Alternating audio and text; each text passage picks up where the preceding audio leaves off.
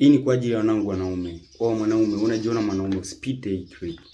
Ogopa sana duniani kusifiwa vitu vifuatavyo. Ukiona unasifiwa hivi vitu, jua kuna bahari itakukumba. Vimewaponza wengi sana. Sana. Sikiliza kitu cha kwanza.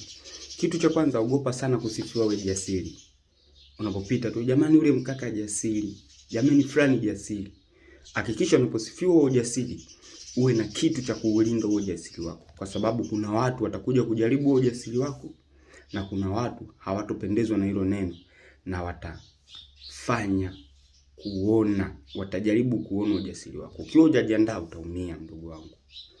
Kitu cha pili, ogopa sana kusifiwa na roho nzuri, hasa na wadada. Jamani huyo mkaka ana roho nzuri, anajua kujitoa, ana nini, sehemu yote ile kusifiwa hayo maneno.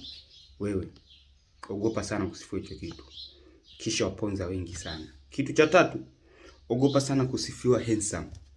Wengi nawaona, jamani huyo mkaka handsome, unavimba kichwa. Ukimwi ule pale, gono, kaswende, sijini nini, UTI sugu na umaskini juu upo na kungoja.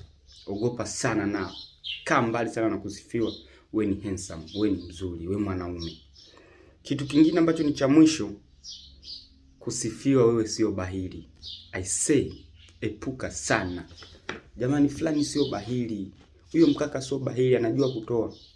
Wewe, hakuna tajiri ambaye anasifiwa hiyo sifa, ila maskini wengi wanasifiwa hizo sifa na wajinga wasiojitambua. So ukiwa mwanaume, vipo vitu vingi, lakini ogopa sana kusifiwa hivi vitu nilivyotaja. Kaa mbali navyo. Kikisikia hata kimoja, kikwepe vikali. Bro, utanishukuru.